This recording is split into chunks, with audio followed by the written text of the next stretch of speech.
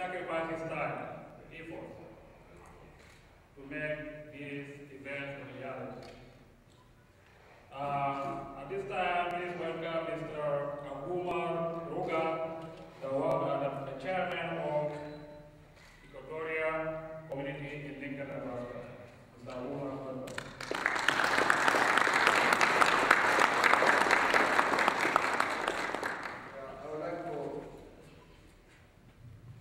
I would like to welcome everybody here. I'm glad to see everybody here. And I also welcome our lead speaker, the leader of the Greater Equatoria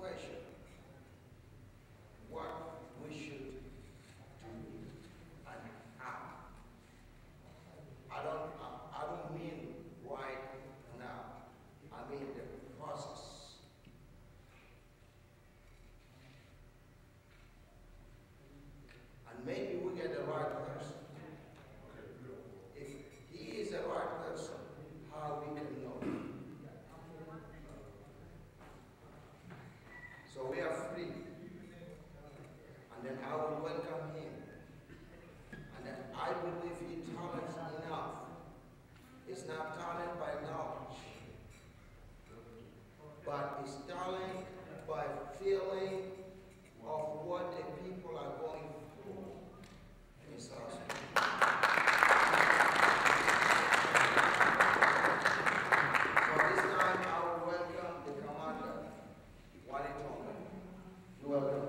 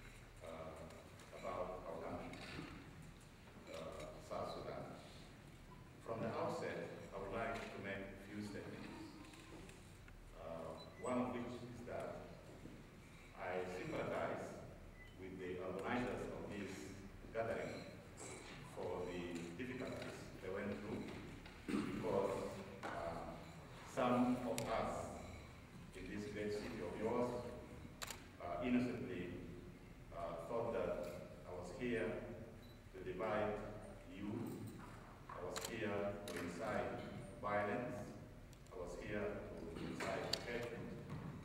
And I want to say that all these presumptions are not true. If you're talking about division among us as South Sudanese, we are already divided. We are already divided whether we are in diaspora or back at home.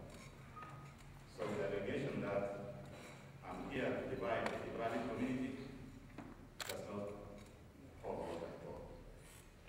I'm here, my dear sisters and brothers, to share with you conversations about the hurt that we are going through, the agonies that we are going through, because of comprehensive intentions, conducts, and attitudes of our government in Europe.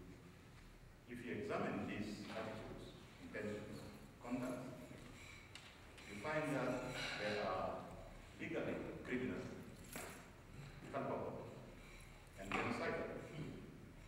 If you examine those intentions, conducts, and attitudes, morally, you find that they're very repugnant.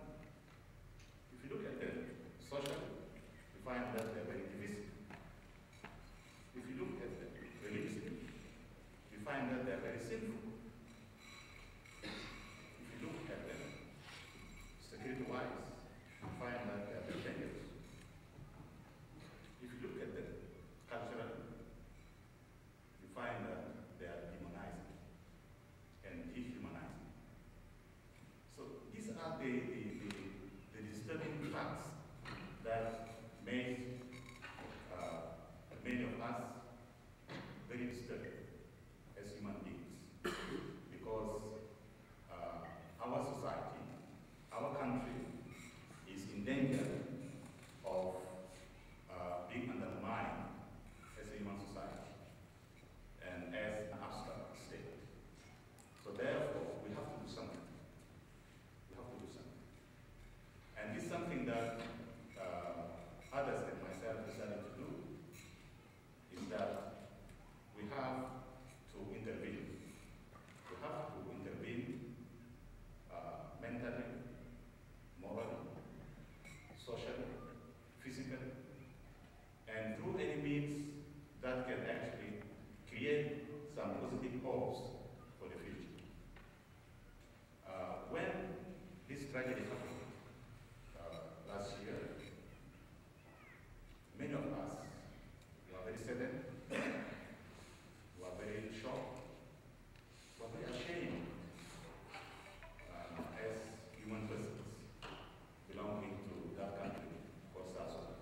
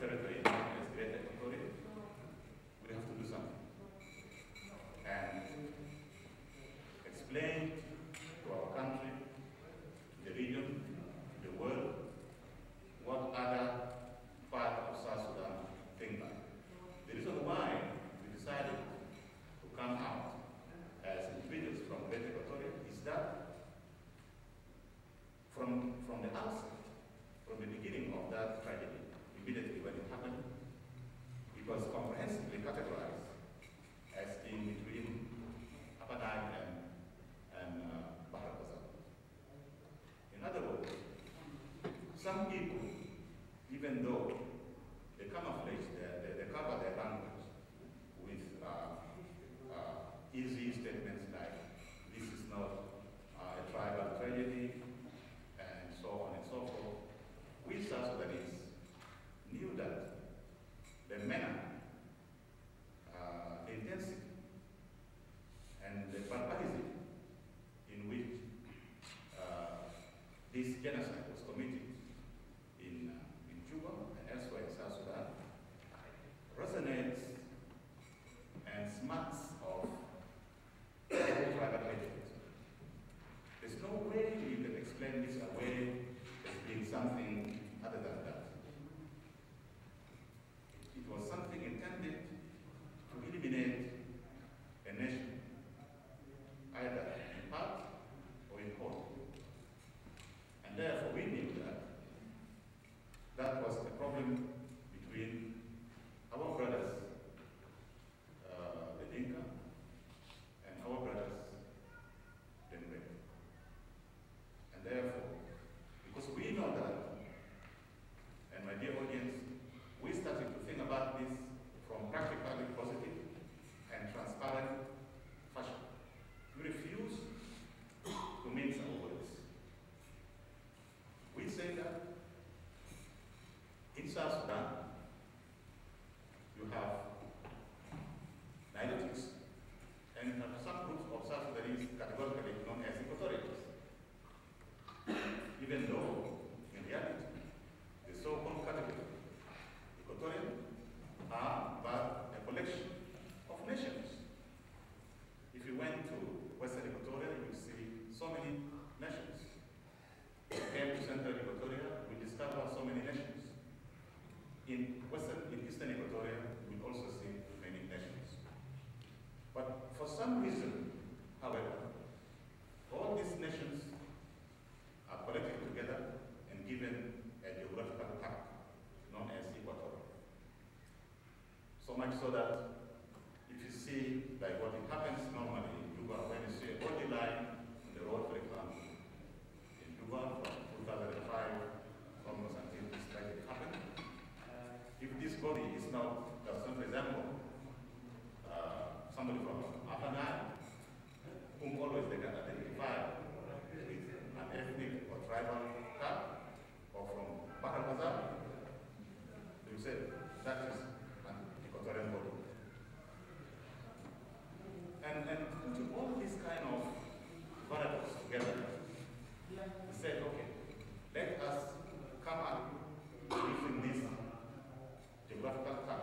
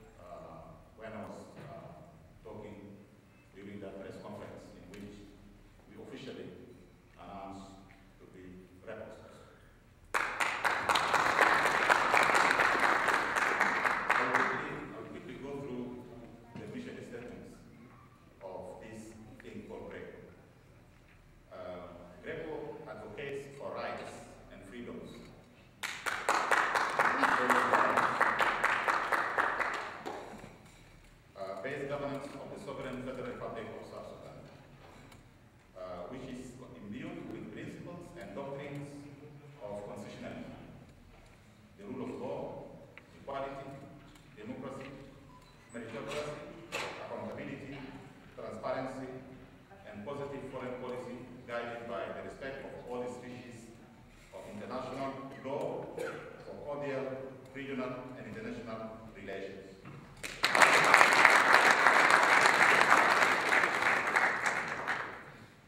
GRECO advocates for a federal government in South Sudan consisting of Equatoria State with capital at Juba, Upper Nile State with capital at Malakal, and Bahr el Ghazal State with capital at Wau. The federal capital shall be built at a geographical point where all these three states meet. Number 3, GRECO advocates for the constitution of a representative interim government in South Sudan with a lifespan of 4 years, who pave the way for the comprehensive reformation of all institutions of governance and the writing of a permanent democratic constitution. Number 4, GRECO advocates for restoration of all occupied and forcibly settled villages and other parcels of land in South Sudan to their rightful indigenous possessors and owners, as the first step towards the building of a permanent peace in South Sudan. GRECO advocates for the restoration of all expropriated rights and freedoms of all peoples of South Sudan. It shall also protect current and future rights and freedoms of peoples of South Sudan.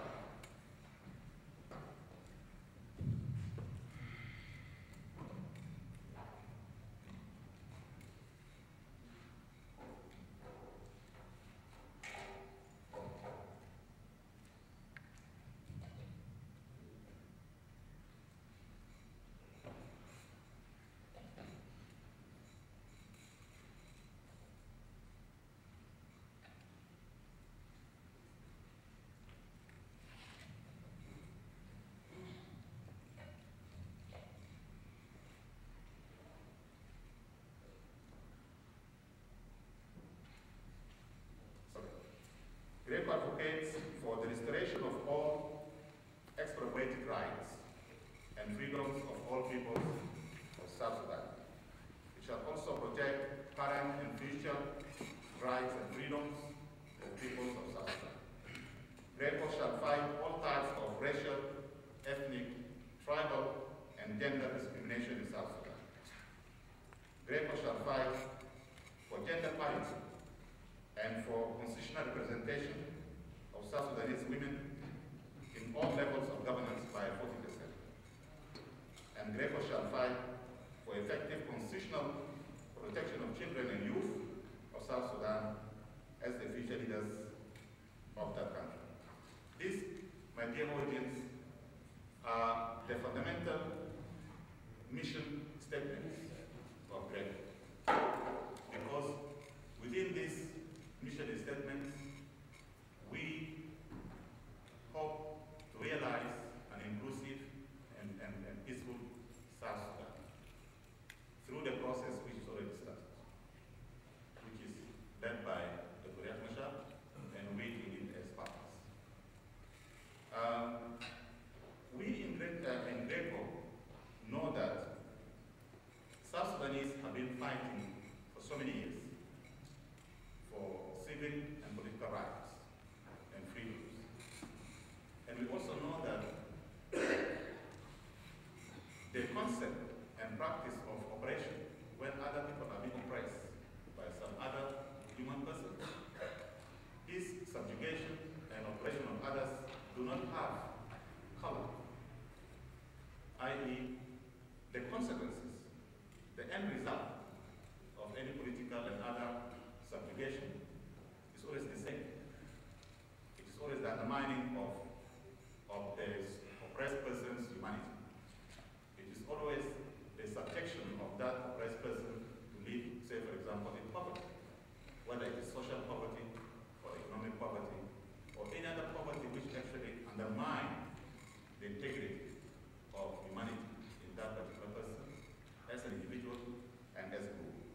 And this is our understanding, that South Sudanese fought for so many years against alternative governments in the north because of this. And it's our understanding that the CPA was written in order to avail this kind of, in fact, to realize this kind of comprehensive aspirations of the people of South Sudan. And we also know that South Sudan is a collection of different tribes, called them nations, because they were put together by colonial interests. And we know that since we found ourselves living together, we have been struggling to achieve a workable, a functional, a harmonious human society in South Sudan. But we always fail. We fail even within the regions of South Sudan, even within Papillion. People kill themselves without any reason. In Upper Nile, people kill themselves without any reason. In Equatoria, people kill themselves without any reason, simply because there is no common value that bind people together in love and harmony with common destiny. And this to us is a very disturbing phenomenon which ought to be understood, and then the real causes of that fact. We also believe that the country we call South Sudan is at the risk of collapse.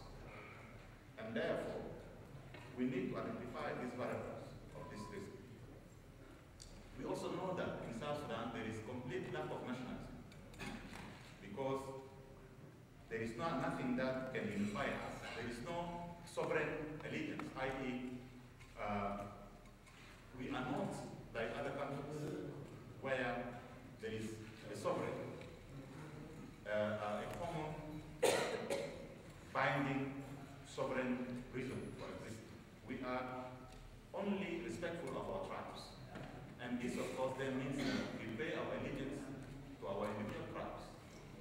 And therefore, we pull in different directions. And this definitely does not allow us to build a common objective, an objective that unifies us. And therefore, the use of tribal allegiance as foundation for building a society in South Sudan, generating what we call zero-sum political philosophy. Now, zero-sum political philosophy means that there is a cutthroat kind of competition between tribes. Say if we take two tribes, A and B, in this, in the implementation of this zero-sum political philosophy, means that if A has something, B, by implication, will not have that something. So A will have everything. And if that's the case, then there is not going to be any reasonable relationship. The relationship that shall be there shall be a relationship characterized by the struggle for survival. And if people struggle for survival, then human reason is undermined. And if human reason is undermined, then we live in barbaric thought. And barbarism, by definition, and operationalization is what is in South Sudan.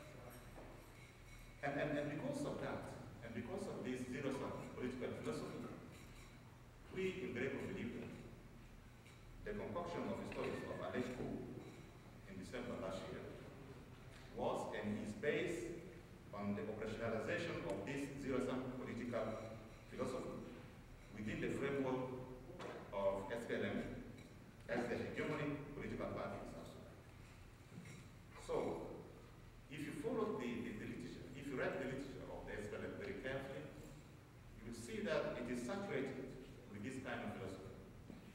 And to some of us, in fact, without necessarily wanting to tell you that I've written books on this, but I want to mention it. We mentioned this in some of the books we published, that if the SPLM continued with this philosophy, it will collapse as a political party. And then it will expose South Sudan as geography and people into grave extent, because human society that a general duty of care in us all South Sudanese to stop the SPLM from ruining the South Sudan for the rest of us. We have to start and stop it from doing that. We have to stop it as a political party, and we have to stop it as human persons. Therefore, we then came to the conclusion that there must be some difficult political decisions that must be made. And regardless of subjective political opinions in South Sudan and elsewhere, we also came to the conclusion that the genocidal massacre of part of the Nuer nation in South Sudan is a clear indication of general threat to all of us in South Sudan. Yes.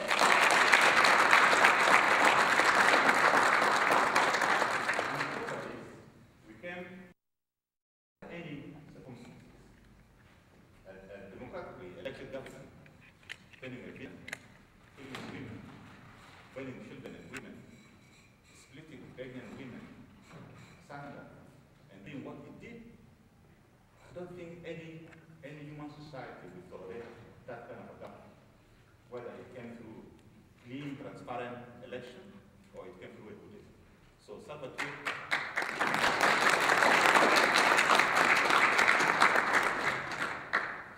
and everybody around him who believed that there was a coup d'etat in Juba, as a matter of necessity, must go. Why? Because we want to build a peaceful, sustainable South Sudan in which all tribes and ethnicities see themselves as owners and authors of South Sudan. We don't want to be reminded every day that some of us are foreigners in our own country, simply because somebody decides that we don't look like him or her, and therefore you're a foreigner. We cannot tolerate that. And therefore we say that we have to stop this kind of process.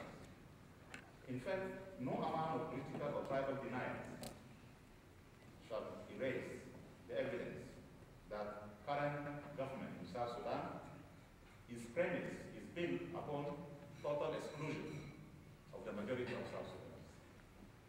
And I will cite my favorite example, which I always cite, whether in writing or in verbal conversation. I travel,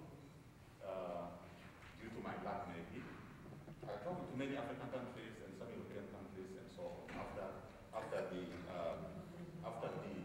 secession and establishment of the government of South Sudan. I use our foreign embassies as my variables of research and writing. I'm developing a small book on this. To many of these embassies that I went to, I always developed this feeling as if I were in a tribal association or in a funeral place. Because everybody around you in an embassy speaks a specific language, a dialect. And you come out with this feeling that you're either somewhere in Barbaza or somewhere in Jumbo.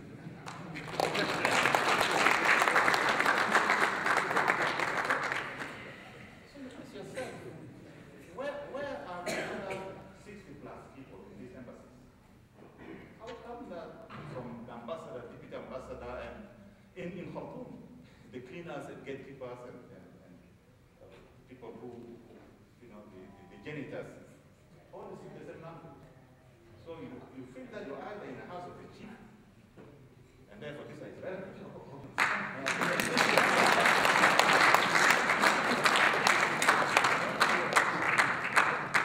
if you need to ask yourself, as an innocent human being, am I living in an independent country where there are 64, 65 tribes? And at the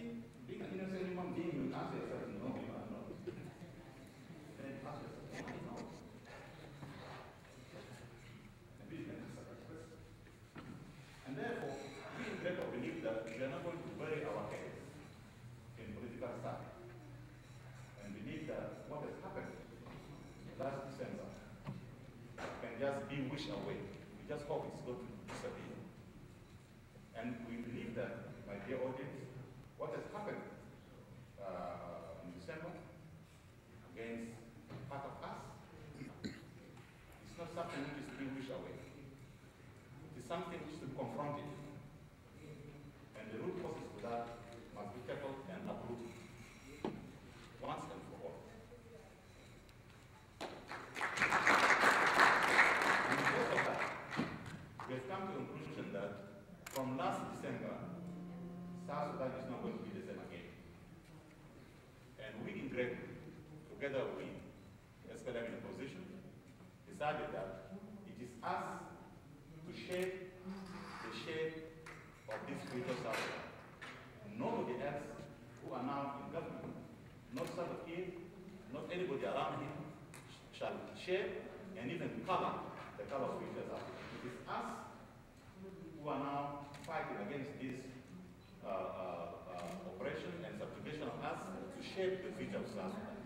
We are not doing this because we are against some particular tribes or individuals. We are doing this because we want to create a country in which all of us are equal, are safe, and happy. It doesn't matter how you define that.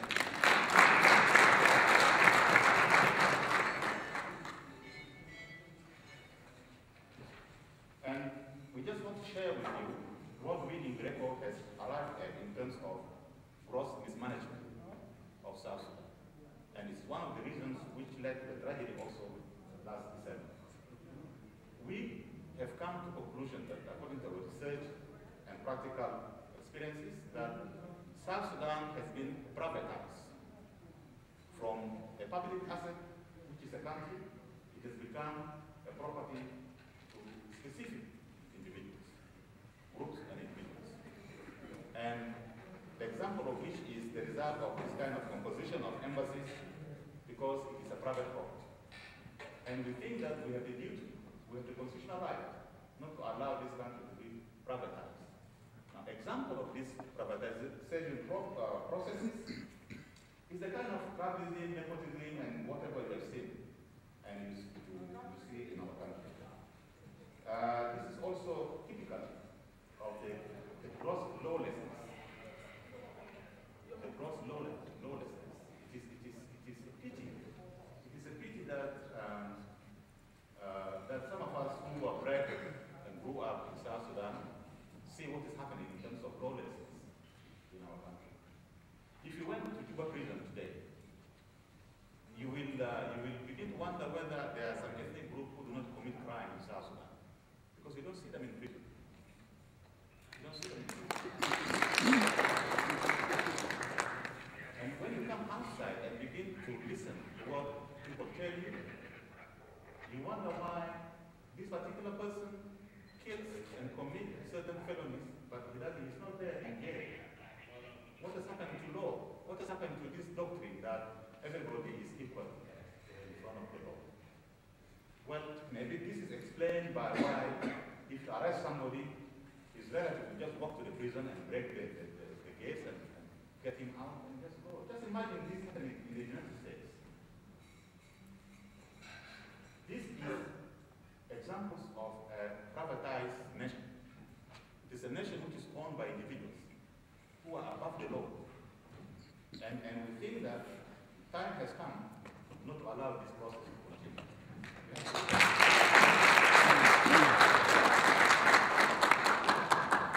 We have also noticed that because of this privatization of South Sudan, there is complete institutionalization of destruction of social cultural infrastructure. I think that is. If you went to some places, I will use places that I was born and bred in, so that I don't offend somebody else. I was born and bred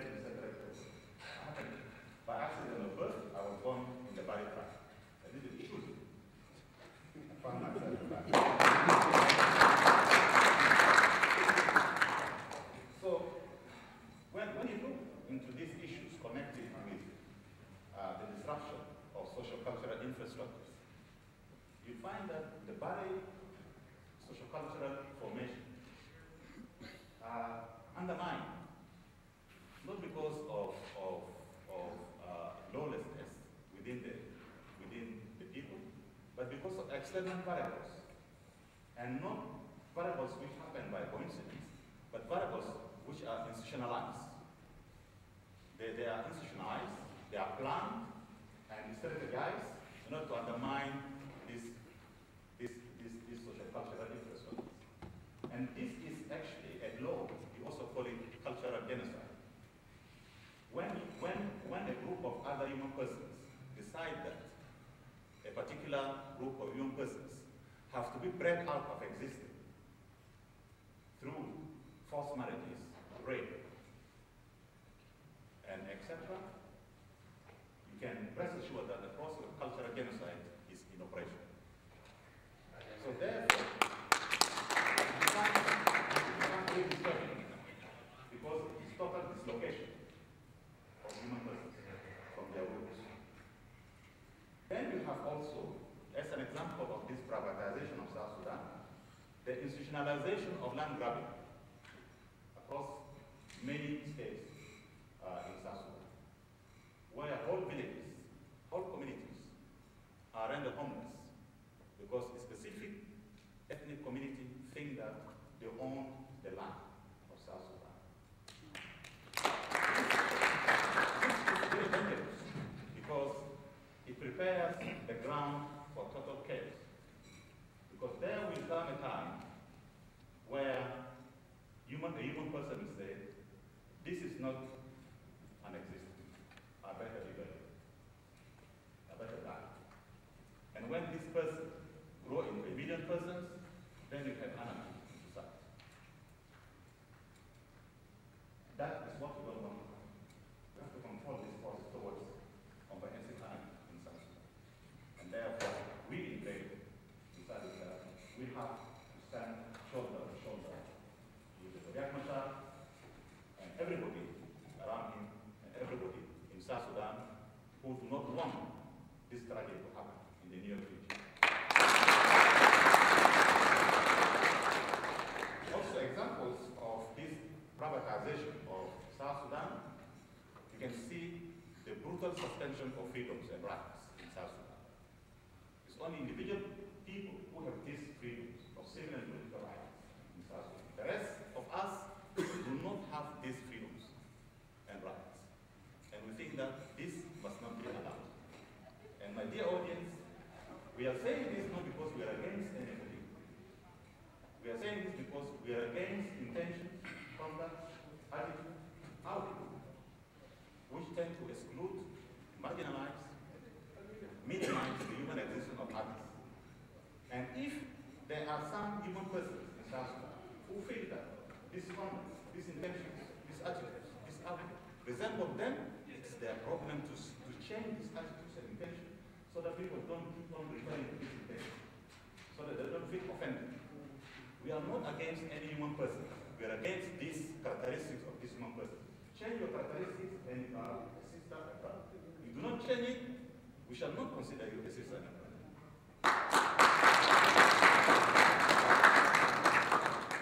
Some of the examples also of this privatization of South Sudan is the comprehensive institutionalization of macro and microeconomic financial corruption in collaboration with local, national, regional, and international criminal centers. And this is very clear. This is very clear. I happen to be, like many of you, also to carry dual citizenship. My second country, like you here, is Great Britain. In Great Britain, we used to have, when we were there, we used to have so many of our communities. There we call it social welfare support. I don't know what you call it here. There we call it social housing, where the government allow you to live in council houses with income support. Suddenly, many of those whom we saw in England, I live south of London, many of those who for the entire duration of us there while some of us were working, some of us were staying home for 18 years, suddenly they bought mansions. And in fact, we have few of them who can manage a Rolls Royce. A Rolls Royce, by the way, is supposed to be seen with the Queen and her children and things like that. Some guys bought Rolls Royce, even though they're second-hand, but they are Rolls Royce. You begin to wonder. You begin to wonder. Some of us, and I'm going to tell you, I'm not boasting, but this is a reality. I was teaching law at Reading University, and I taught economics at Scotland. But I couldn't manage. All these years, I drove second-hand car. I waited until somebody got fed up with his car, and then I could buy it. And I was earning a living. But some people who were sitting home for 18 years, suddenly, after the CPA was signed, came back as millionaires in London. This is because of this issue of, this is the meaning of institutionalization of macro and microeconomic financial corruption in South Sudan. And for those of you who are here, some of your colleagues also went back with the cars in Juba, hammer, and things like that. I've never touched one, I don't know how it feels, but there it's commonplace. It's commonplace. And in South Sudan, because of this, people have fences filled up with cars, and I don't know what kind of satisfaction they draw by filling a compound with cars. You can only drive one at a time. But some people create jokes. People from Greater Equatoria create jokes. That is, it resembles cows, you know, when they sit there. It gives you certain nostalgia, you know, it's nostalgia. Because you are in town, you want to see, you know, it gives you certain psychological satisfaction that they are all nice.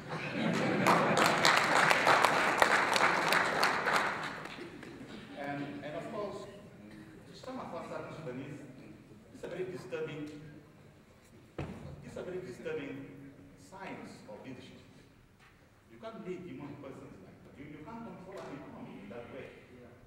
So we think that we in Greco must stand up and fight this kind of misunderstood wealth, so that we can really educate people how to use wealth. Yes. We also give you examples of this privatization of South Sudan. If you look at the military establishment in the country, if you look at the military intelligence, if you look at the security and national security outfits, you become very disturbed. If you look at the judiciary, you become extremely very disturbed. If you look at parliament, you lose hope. Because it is in parliament that we write laws. And if you look at the people who sit in parliament, I don't know how to explain it, but you just sigh and pray to God that what is going to happen should not happen, but it just happened. You end up writing the constitution for one person because of the quality of MPs, of member parliaments that you have. You see people being denied legal remedies. Because, for example, in Central Equatoria and in so many places, you have judges from the lower courts to the higher courts come from specific ethnic or whatever. Therefore, if that is the case, then you know that the administration of justice is going to be undermined. And this creates a lot of problems in South Sudan, and we think that this must stop because there are so many sons and daughters of South Sudanese who have enough qualification also to sit in these courts. And this is one of the reasons why we believe that federalism is the answer to this. For example, in the legal profession, whoever decides that he feels like a judge, let him go and feel like a judge somewhere. Not in places where to be a judge, you must be a judge, i.e. you have to go to law school and graduate and work your way through. Not to come from home and ask, what do you want to be? You want to be a lawyer? Like the advisor for president. He just choose a field, you know. He wants to be a lawyer, he wants to be legal advisor to Salva Kiir. Okay, you're a legal advisor. Even when Parliament said that you are not a lawyer, and even when he said, I'm not a lawyer, and immediately he was appointed to be legal advisor. What is that? What is that? Honestly, what is that? If it's not a privatized country, in which country on earth can you appoint legal advisor to the president by ascription, i.e. not by merits? You just ascribe, like when a father is going to die, there's some few dollars divided among the children. Just like that. So it becomes a problem to us that we can't comprehend this kind of life. We have to change it. So that the future is safeguarded against this anarchy. And therefore, what are the consequences of this situation? The consequences of this kind of governance is that Southern Sudan has become a threat, not only to itself, but to regional and international systems. And this is why governments are very worried. Because, by the way, for those of you who are historians, the First World War, the Second World War started by very, very simple mistakes. And South Sudan is a big one. It's a big mistake. Now the war is an international war. It's not anymore a civil war. It's already an international war. We have Uganda, and rumors has it that Egyptians are there, and other neighbors are there. So it is not anymore a civil war. It is not anymore a regional war. It is an international war. And if it continues like that, definitely, many will come in, because international relations are about safeguarding one's interests. And your interests can be threatened in a different country. This is why people fight all over the world. Not only that, some of the consequences of this leadership in South Sudan will lead to Balkanization of South Sudan, i.e. to South Sudan becoming like the Balkans in Eastern Europe, or the breaking up of South Sudan. People should not think that we are talking hypotheses. No, these are not academic hypotheses. These are realities that will happen. If the situation continues as it is, South Sudan can break up into 3 different or more states. Countries, in fact, not just states, countries. Because others must not be delusioned that it is they alone who can create a situation whereby the other young person shall be frightened to death. No. Apanal can easily become a country. By force of arms, by force of will, it will become. And Equatoria can become a different country altogether. If this situation continues like that. So we don't want this situation to continue like that. We don't want South Sudan to break up into pieces. This is why we have to stand up in Greater Equatoria with Dr. Riek Machar and others, so that we safeguard the unity of South Sudan.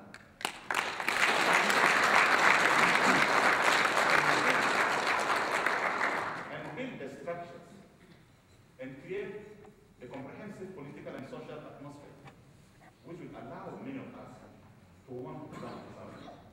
Because if it continues like that, many of us will not like to belong and share the South Sudan with others. And therefore, we think that something must be done. And this something is working very hard together. Now finally, without boring a lot, we want to answer questions which many South Sudanese ask us.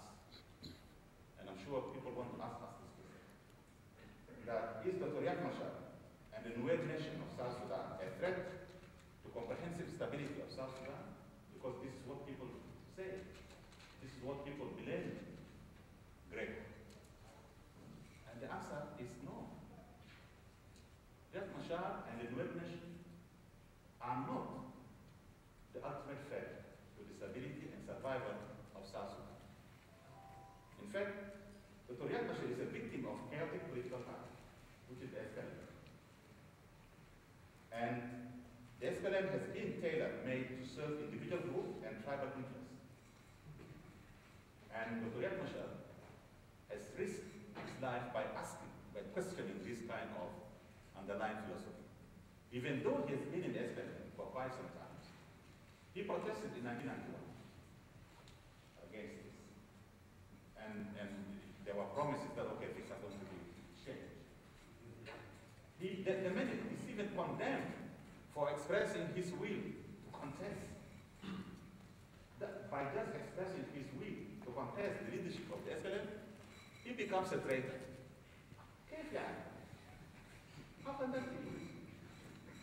This is a political party, and political parties are built. What are political parties? Political parties are association of human persons with the same or similar ideas about political issues, about economic issues, which they would like to put together as a program of action. And therefore, each individual in this something called political party has the right to lead the political party. You see, back in England, the leadership of the Labour Party, the last leadership contest in the Labour Party, were between brothers, an elder and junior brother, from the same man, the same guy.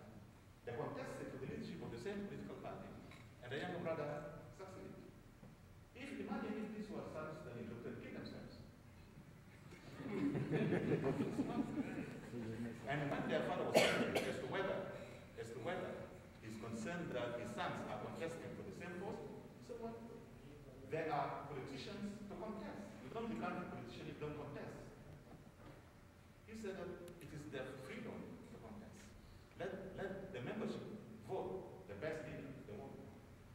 So therefore, by the Privatization expressing his intention prior to the months leading to his dismissal because of these intentions, then you know that the man is a victim of the political party. He's not a threat to South Sudan because SPLM is not South Sudan anymore. How can a politician in a political party who expresses to lead the political party become a threat to the whole nation? Okay. What logic is that? I'm waiting to be educated about this. So we don't think that Dr. Yakmasha, by simply wanting to lead the SPLM, is a threat to everybody. He might be a threat to people who don't want him to be a leader, but not to all of us. This is why we are going to protect him.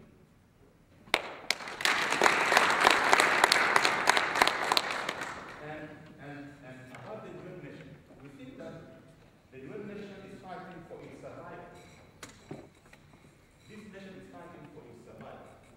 As a result of the genocide committed, and which has been committed against it in Juba and also in South Sudan.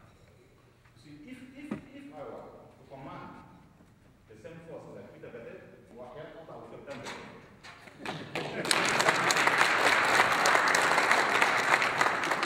So the reaction of Peter Gadet is a natural reaction of a military commander.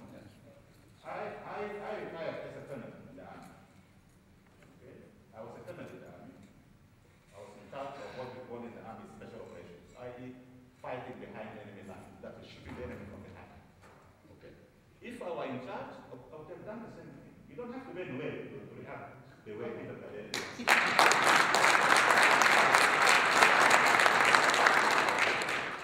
So therefore, we don't think that the Nuer nation is a threat to the stability of South Sudan. We think that the Nuer nation must be protected from villains in South Sudan.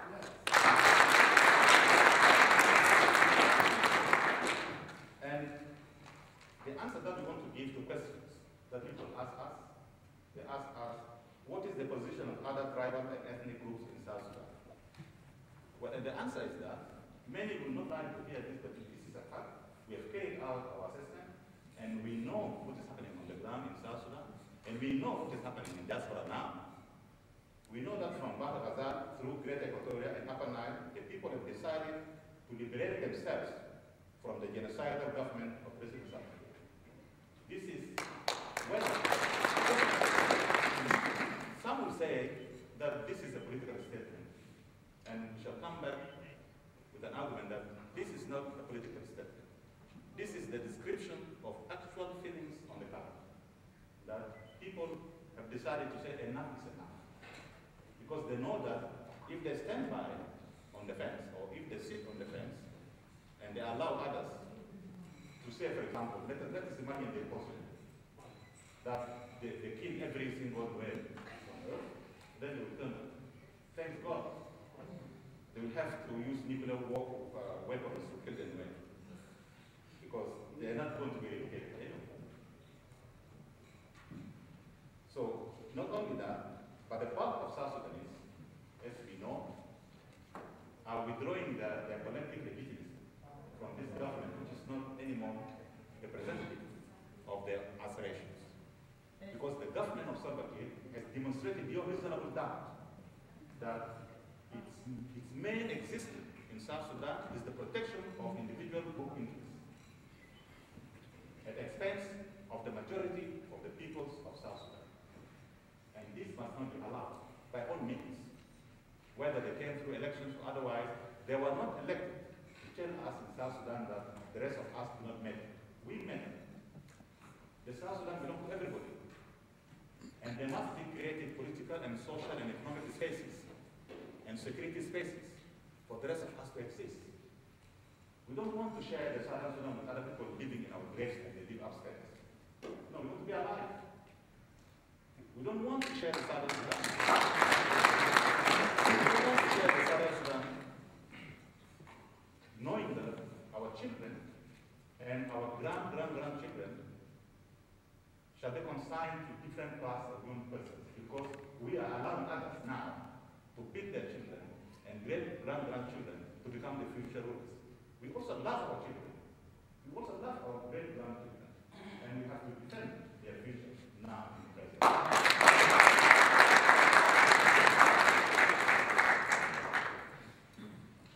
Therefore, I repeat again that because of these situations that I just described to you, which is description of facts, we in Gregor decided that the people of Greater Equatoria must stand with our new brothers in order to protect ourselves from a murderous government by all means.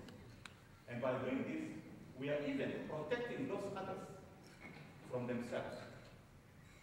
Because whether we like it, if this situation continues like that, South Sudan, as I said, is made up of 60+ tribes. There will come a point in history, it has happened somewhere else. And if it has happened somewhere else, in terms of human community, it will happen in South Sudan. There will come a time, whether we like it or not, when the majority of this tribe will gang up against somebody. And for God's sake, we want to save this somebody now. Yes. Instead of calling us people who are in charge of violence, we are protecting them in future now. Because we can easily allow people to gang up and the rest will be easy. We don't want that to happen. Because it has happened somewhere in human society. It has happened in South Sudan. It happened in Rwanda. It happened in Juba. But greater can happen when others will gang up and say, okay, those who did what happened in Juba must not be allowed to do it to anyone. This language, this literature about majority is unsustainable. People can become majority by all means. You don't have to speak the same language so that you are majority. Different languages can come together and form a majority.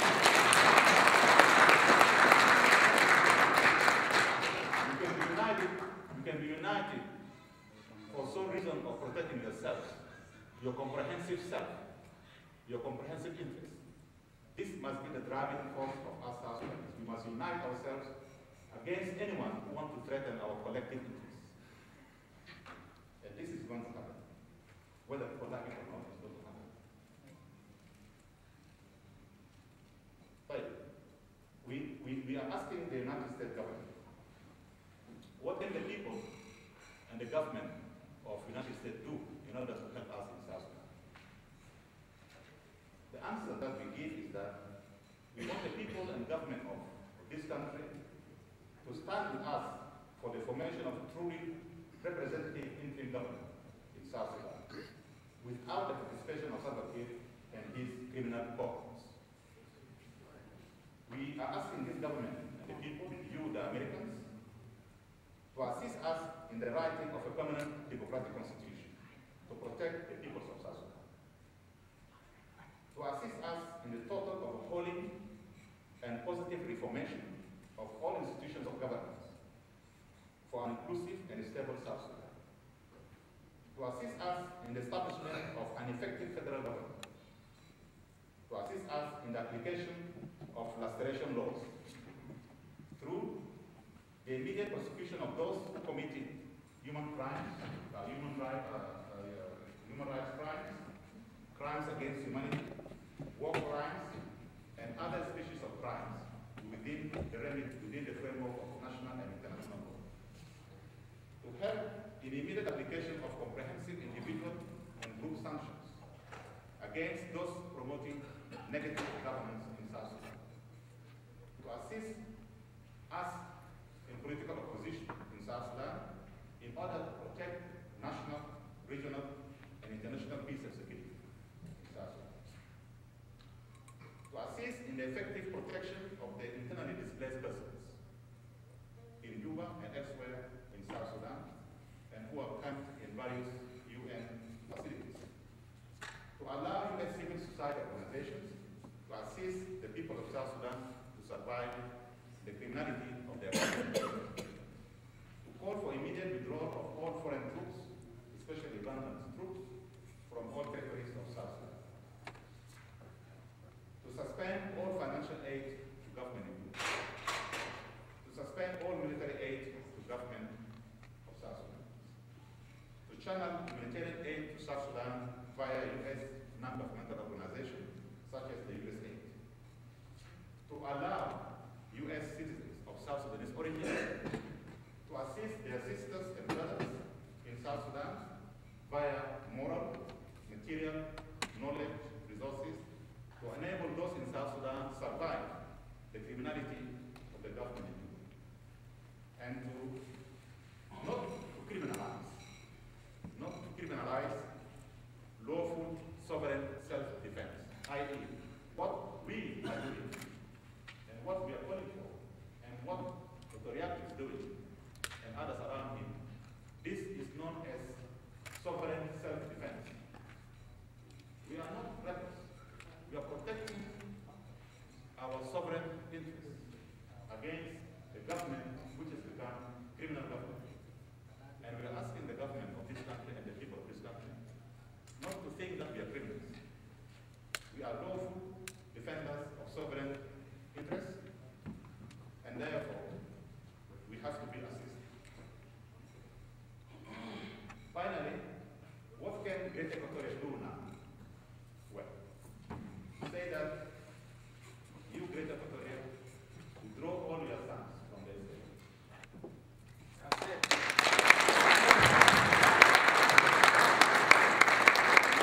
We're saying that you, Great Equatoria, do not send your sons to fight the Equatorial Nation and other freedom fighters.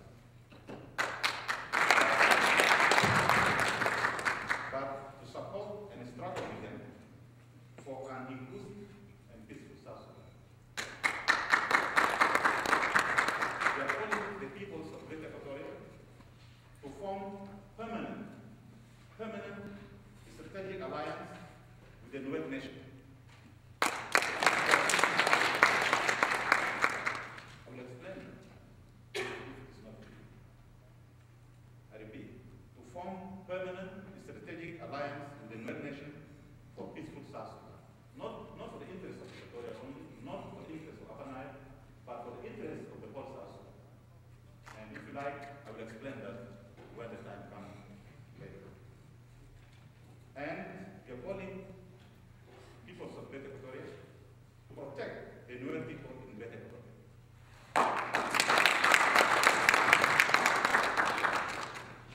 And we are calling to the peoples of Great Equatoria that they must compel the three governors in Great Equatoria to listen to them. If these governors do not want to listen to them, they must resign. We are finally asking the people of Great Equatoria to declare a general civil disobedience. And we are working on that.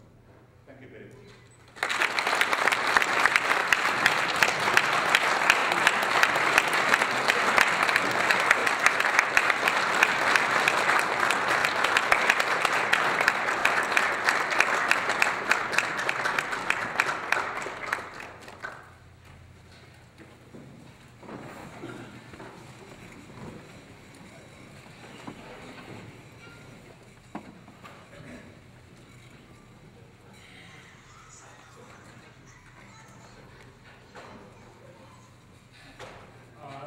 ladies and gentlemen, if any one of you have a question, feel free to ask.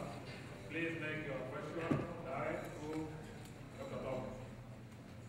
And we'll be more right here. If you have a question, raise your hand. And again, we are all here because we are running out of time. You can just read it and condense your question in a few minutes.